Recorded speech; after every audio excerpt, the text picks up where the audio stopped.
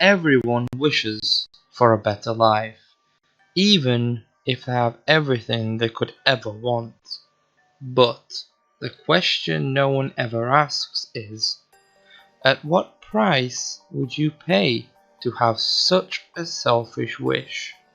The rich want to get richer, and the poor want to live without worry or struggle.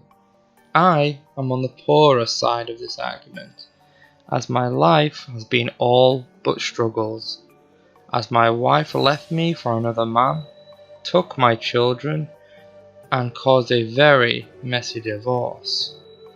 The she-hag of a woman slandered me into the ground, and made out that I am such a bastard that no court in the land would even consider giving me full custody of my children.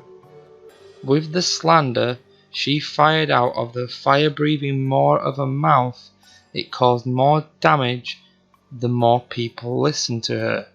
As I work in a very customer-facing field, my reputation is everything. However, my boss thought it was a bad look for the company, and that my extremely messy divorce was public and out in the open. They decided to fire me on the spot. They said if I was still around, I could damage the reputation of the company with my presence. So there I was, broke and destitute, and living back with my elderly parents. I couldn't take the shame of moving in with my folks, so I hid away from the world and began to deep dive the internet for any sort of solace or happiness. Luckily, my parents had an apartment on the other side of their property where I could dwell in the darkness of my own thoughts. Many hours of searching, but I saw nothing that could lift this veil of sadness that covers me. I have been told by medical professionals that I have a acute depression, and they gave me some tablets to keep my mood stable. Stability is not what I want. I want my life back. I want my children back in my life. They were the light of my life and the purpose of me actually getting out of bed in the morning. A week later, I came to the end of my wits as the torture of my own mind began to push me towards suicide, as I began to contemplate either hanging myself or taking the rifle from the shed and swallowing the barrel while pulling the trigger. Slowly, tears streamed down my face as images of my children's faces flash in my mind as I go to stand from the chair that I was sitting on. But as I raise to my feet, the screen of my computer flashes and a large sound resonates around the room from the speakers. Covering my ears in shock, I turn around and stare at the screen, and sitting there on the web browser was a chat room pop-up window. Slowly, I moved closer to the computer, my steps seeming to get slower and slower until I was placing my hand over the mouse. Slowly, I hesitantly moved the mouse to the top edge where the cross is of the pop-up window. But soon as the mouse landed on the cross, a message popped up in the chat room from a user called Pyro. This user message began, "Why do you wish to go? Why not go with the flow? Would you wish to improve your life without heading for the knife?" Looking at the message, I found it extremely weird. As I looked at the bottom of the window, I see a blinking text box that would allow me to reply.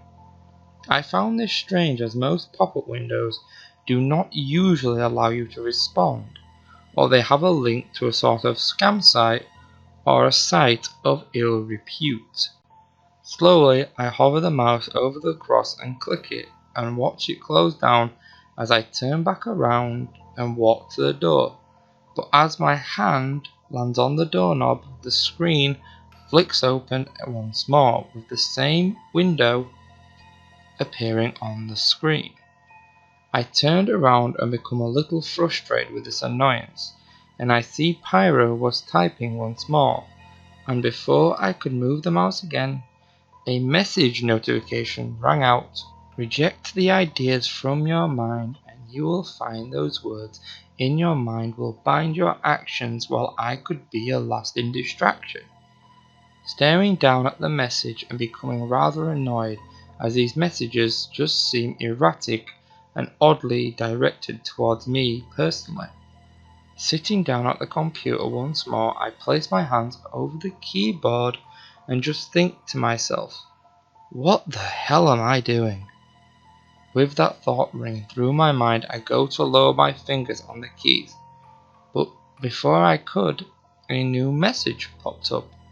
Come Jake, let's partake with the accord.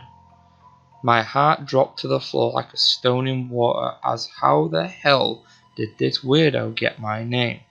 I haven't downloaded any new software or signed up for any new documentation. I sit there dumbfounded as I slowly type back, who are you?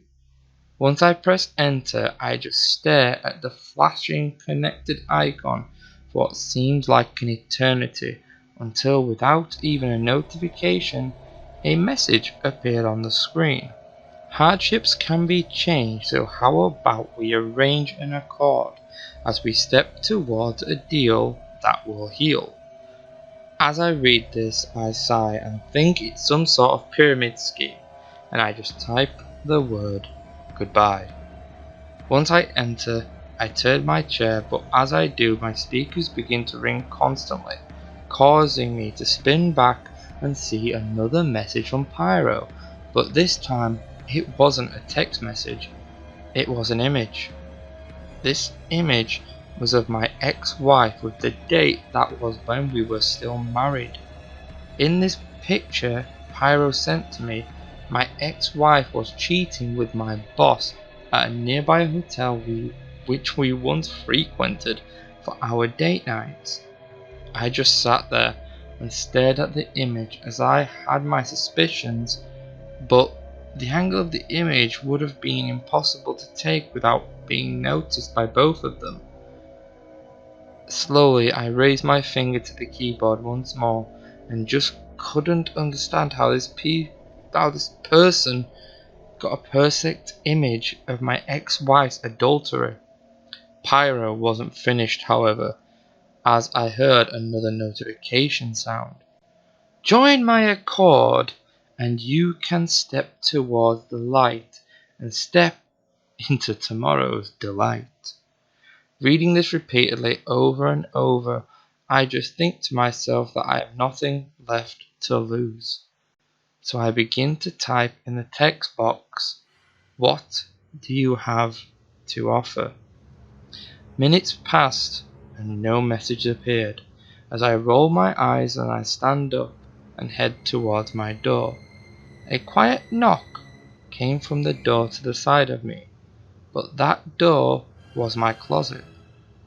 Looking towards the door, and within a few moments a louder knock resonates once more, but this time the door actually rattled. With great hesitation I placed my hand on the knob and slowly turned it and pulled it open. To my great delight, the only thing inside this dark closet was my old jacket and some other clothing that I really needed to throw out. With that, I just chuckled and took a step back and closed the door once more. Turning around to face my window, I stopped dead in my tracks, as in the window was my own reflection and another, but this figure's reflection is sat in my computer chair. This figure is just behind me, my eyes never moving from the reflection. This figure just crossed its legs, sitting very patiently as it raised its hand towards its face and cleared its throat. The sound vibrates through my whole body as I slowly turn to face a very sharp dressed creature with eyes that were as yellow as the innards of a flame. Its suit was perfectly tailored, as each crease was as sharp as a freshly sharpened blade. Slowly, I reached for the light switch as the man just lifted his hand up to stop me as my whole body became as cold as the grave. Jake, my good man, I am quite the fan, as your life has given me flight to visit. The figure's eyes glow in the gloom of the room as my hand shivers in midair. I flick on the lights as the figure just vanished from my chair. Once the light fought back the darkness, I looked around my room and feel a strong grip on my shoulder as a sense of sulphur hits my nose. I gag a little as my lips begin to quiver. Who are you? In fact, what are you? And what do you want from me? My lips barely could move to create the words as I spoke, as the hand that landed on my shoulder reached over and dimmed the light slightly and vanished once more. The figure reappeared back in my chair as my heart nearly dived into my stomach. I am a wish offering you a dish to solve your lifelong issues. So come forth slowly in situ, then I will aid you. The figure's voice kept changing as it shows a toothy grin. I slowly leaned against the wall without saying a word, and without hesitation the figure appeared stood from sitting within seconds. Hearing your thoughts, they scream of remorse. Allow me to offer you a solution that shall hold sin, and without effort, you can win. The figure's words were slightly confusing, but very alluring, as I slowly began to nod without even thinking of it. Slowly my hand began to raise on its own, and, without even my own thoughts, the figure grinned a sickening toothy grin as it slowly watched and relished the moments before it met my hand with its own. Our hands connected, the figure vanished instantly, and I blacked out, collapsing to the ground. Slowly coming to, I found myself laying in my bed, but dressed still in the clothes from that night, and when I sat up, I looked at my hand, and I began to weep slowly as my emotions of the past week were bent up and explode forth as I slowly collected myself and walked into my living room to find the figure just standing at my window, looking over the city and staring. Sin and sting are numerous within the city of man, and I'm a large fan. But onward with our plan. The deal has been struck, and the luck shall be on your side. So go out, find the guide who died, alongside those who cried while tied. Standing there, my mind raced as I looked confused, as the figure smirked and summoned a timer to suggest that I was on the clock. My mind raced with each word it spoke as I left my apartment and headed down the road. Slowly, the part that stuck in my head more was, go find the guide who died. The only one who was ever a guide and has died of any sort was a slave owner who had changed his ways and guided the released slaves through the land and guided them to freedom. Slowly moving down the road as my pace quickened, I knew if I took too long this creature would do something. Dashing down a nearby alley, I come to the harbour, and I dashed toward the marina, as the statue was at the end of the dock. Looking towards the sun as it was slowly setting into the horizon, I gave it one last burst of energy to get to the statue before it was over. Once my hand landed on the statue, I heard a slight whoosh of wind and the scent of sulphur returned. Well done, Jake. You are smarter than a snake. But with your task complete, don't rest on your feet. The reward is yours, and I can ensure once your wish is asked, I will provide. by the reward I amassed. Be warned, however, as each task is done, the fun will be undone, as each stage becomes rearranged. The shadowy figure looked towards myself as its eyes were so pleading for an answer, as I think carefully as this creature must have some sort of ill intent. So if I wished for something stupid, I could end up in danger. Well, for my reward, I want a wallet that never runs out of money as long as I own it. My words resonate in the marina as the figure stands there staring at me, as a grin slowly expands over its face, as it slowly raises its hand and clicks its fingers, and then vanishes without a trace. Looking around for the figure, I feel a bulge in my pocket grow slowly, as once I took out my wallet, I found that it was full of notes and coins. On my way home, I think I should test this out, so I head to the local takeaway and buy a meal. And when I got home to check the wallet for money that I took out earlier, the money had reappeared. Excitement filled my mind as I could get a new car, get a new place, even relocate. But then I began to feel that if I splashed the cash, I would be investigated instantly by the fraud department of my local bank. And this wallet is too valuable. It's mine. And only mine. Morning came and I yawned once more. I opened my eyes and I found the figure was just stood over me with the widest grin on its disgusting face. My heart nearly ripped through my chest and screamed itself into oblivion. Sleeping is done, and the fun has begun. Find the item that dances quiet. Some without movement, there is no sound.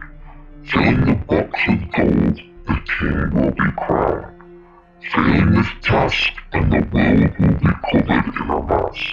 But Uncle Joe will be filled with woe. Once the nightmare has vanished from my room, I think about the riddle constantly, knowing that this creature is not messing around anymore. Getting up, I quickly rewrite the task and try to decode its meaning. Hours seemed to pass as I couldn't get my head around the words. I look upon the meaning of filling the box with gold, the king will be crowned. What the hell could that mean? And it even threatened one of my family members, Uncle Joe. What does that mean? It'll be filled with woe. I I don't understand. Leaving my house, I searched the local area for anything that can be filled with gold. And without movement there is no sound. What the hell could that mean? I look at the horizon and find out that the sun is beginning to set. I dash around the shops looking in every window, staring at anything that could be filled with anything. Jars, vases, anything. But I just give up. Re-entering my home, I find the creature looking at me and shaking its head as it waves a pocket watch at me, and I just get fed up. I've been running around for hours. I'm warm, I'm sweaty, and I'm fed up. I growled at it under my breath and begin to make some dinner. The creature chuckles at me and begins to make ticking sounds behind me. I spin around and snarl. Hours I have searched for that stupid item that may not even exist. Tick tock around the clock. Failure comes with no savior, as time has expired. A soul is required. Woe has come to Uncle Joe. Ashamed you shall be, as this is the first, and you will always be cursed. I listen to its words and my phone begins to ring. I grab my phone and look at the screen and see it was my mother. My mother never rang me and she's only down the road, so why did she ring me? I answer the call and hear her voice ring out in my apartment. She goes to tell me that my auntie was hit by a hit-and-run driver and died instantly at the scene, as they are all at the hospital. My heart drops to my feet as I drop the phone, as the figure grins and wags its finger and vanishes without a trace. Days go past and many challenges happen. Some I pass and some I fail. With each reward it offers, I only ask for those that were taken, but the creature always rebuffs my requests and made me take a trinket, an item, or something of selfish desire. Weeks passed, and I have lost nearly all my family. My mother, my father, my sisters, all of them dying in accidents. The paper says, cursed family, and goddamn they're right. I just don't know where to go anymore. Weeks pass, and yes, as I said, I lost all my family. But I thought it was over. But it even took a girl who I was out to ask on a date. The creature usually vanishes after each task, but now it won't leave. Each time I look in a doorway or in a corner of a room, it is there, staring, watching, waiting for me to act or submit to its will. This terrible game it has been playing has caused me so much stress and so much anxiety, as I have lost my job, but money is no object, and money is definitely no problems. As the wallet has never run out, it has kept to its word at least. But the issue is that I cannot get close to anyone, as if I do, the creature will take them. If I fail the task, their soul is forfeit. I have even asked to leave this wretched game, but the creature just chuckles and shakes its head as it licks its lips, as the scent of rot now never leaves. The people even comment on it as they go near me. I cannot go anywhere without seeing it. It is driving me insane. I have lost everyone I care about, and I cannot get anyone else killed. So with that, I made a plan. I moved from the city, I moved from any rural area, and bought a plot of land with a cabin in the mountains, without anyone else for it to kill. As I am now isolated, this creature has become more hostile towards myself. It has begun to harm me with scratches, cuts, punches, slaps, or anything to mark my body. I don't know how long it will stay beside me, but any newcomer who arrives at my home either lost or as planned is soon found dead with my address on their person. No matter how many tasks I complete, I can never escape this circle of death. Each task gets harder and harder. Sometimes some of them are so obtuse that I have to find a diamond in a coal mine, which I have no idea on geography or anything. So I fail the task and I either get sliced to pieces and my wounds heal, causing scars and mental damage, or the nearby person is murdered with their address on my body. I don't know what to do anymore. I cannot escape. I know my end is coming, but even after my death, I know this creature, no, not a creature anymore, this demon will come looking for their next victim to play their twisted game. So, if you are on the internet, and I mean this, and if you're in the lowest place possible, go find aid, go speak to someone. Just never, and I mean never, answer a pop-up. Even if it seems so alluring, and even if the name seems so inviting, but if that name is Pyro, I ask you, do not play his game. Do not let him Riddle me this. Hiya guys, it's Kindrus, and I hope you enjoyed this video. Please like, subscribe, and follow me on all the other social media platforms that you can, or if you wish to. So I just want to quickly say, if you are suffering from any sort of mental illness or any sort of physical violence, don't be silent. Go find help. Just believe in yourself, and I want you just to know that you are important to everyone. I just wish to thank Jessica and her friends for this story idea. They gave me the topics and gave me a few pointers what they wanted. So yeah, contact me on Twitter if you actually want to be involved in the story process. I have it in my profile. Just click on the little Twitter icon and have a chat with me. So yeah, this is Kindrus signing off. I'll see you in the next one.